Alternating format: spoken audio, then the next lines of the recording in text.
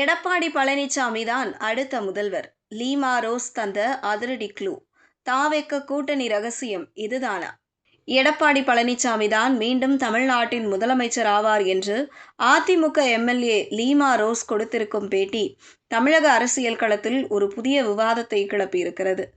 அதிமுக தமிழக வெற்றிக் கழகம் இடையே திரைமறைவில் பேச்சுவார்த்தைகள் தாராளமாகவே நடப்பதாக கூறப்படும் நிலையில் இந்த தகவல் அரசியல் வட்டாரத்தில் பெரும் எதிர்பார்ப்பை ஏற்படுத்தியுள்ளது.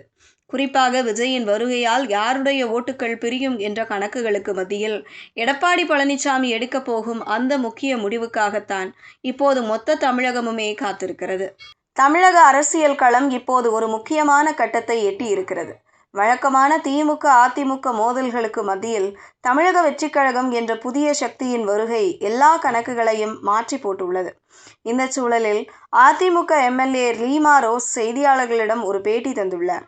அதில் எடப்பாடி பழனிசாமி தான் அடுத்த முதல்வர், தாவேக்கவுடன் பேச்சுவார்த்தை நடக்கிறது என்று கொளுத்தி போட்டிருக்கும் தகவல் அறிவாலயத்தை காட்டிலும் அதிமுக கூடாரத்தையே அதிகம் உற்று நோக்க வைத்திருக்கிறது. உண்மையை சொல்லப்போனால் அரசியலில் எதுவும் சாத்தியம்தான். எடப்பாடி பழனிசாமிக்கு இப்போது தேவைப்படுவது ஒரு குரூப் எனர்ஜி. கடந்த சில தேர்தல்களிலும் தென் மாவட்டங்களிலும் டெல்டாவிலும் அதிமுக கோட்டை லேசாக ஆடியிருப்பதை யாராலும் மறுக்க முடியாது. அந்த இடைவெளியை நிரப்ப விஜயின் பின்னால் இருக்கும் இளைஞர் எழுச்சி ஒரு பூஸ்ட் போல செயல்படும் என எடப்பாடி கணக்கு போடலாம்.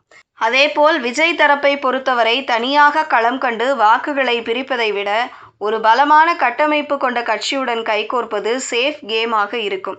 ஆனால் இதில் கவனிக்க வேண்டிய விஷயம் ஒன்று இருக்கிறது. எடப்பாடி பழனிசாமி எப்போதுமே நிதானமாக காய் நகர்த்துபவர். லீமா ரோஸ் போன்றவர்கள் உற்சாகத்தில் அடித்துவிடும் பேட்டிகளை தாண்டி தலைமை என்ன நினைக்கிறது என்பதுதான் முக்கியம். அதிமுகவின் பிளான் ஏ எப்போதுமே ஆட்சியை பிடிப்பதுதான். அதில் விஜய்க்கு எவ்வளவு இடம் கொடுப்பார்கள் என்பதில்தான் சிக்கலே ஆரம்பிக்கும். இந்த கூட்டணி அமைந்தால் அது வெறும் ஓட்டுக்கான கணக்காக மட்டும் இருக்காது. திமுகவின் திராவிட மாடல் அரசியலுக்கு எதிராக ஆன்மீக அரசியல் என்று சொல்லும் ஒரு புதிய பாணியை இவர்கள் முன்னெடுக்கலாம். அதேபோல விஜய்க்கு இருக்கும் இந்த மாஸ் இமேஜும் எடப்பாடியின் நிர்வாக அனுபவமும் இணைந்தால் அது களத்தில் ஒரு தாக்கத்தை உருவாக்கலாம். இருந்தாலும் அரசியல் என்பது யாருக்கும் நிச்சயமல்லாதது. இங்கே இன்று நண்பனாக இருப்பவர்கள் நாளை எதிரியாகலாம். லீமா ரோஸின் பேட்டி வெறும் வெடியாக மட்டுமில்லாமல் ஒருவேளை எடப்பாடி பழனிசாமியின் நேரடி சிக்னலாக இருந்தால் தமிழக அரசியலில் ஒரு பெரிய பவர் ஷிஃப்ட் நடக்கப் போவது உறுதி. அது மட்டுமல்ல, எடப்பாடி பழனிசாமி உரிய நேரத்தில் அறிவிப்பார் என்று லீமா ரோஸ் சொல்லியிருப்பது இப்போதைக்கு அமைதியாக இருந்து ஆழம் பார்க்கும் வேளையில் அவர் இறங்கியிருப்பதையே காட்டுகிறது. ஆக மொத்தம் இனிவரும் நாட்கள் இன்னும் தமிழகத்திற்கு டென்ஷன் எகிரப் போகிறது. பொறுத்திருந்து பார்ப்போம்.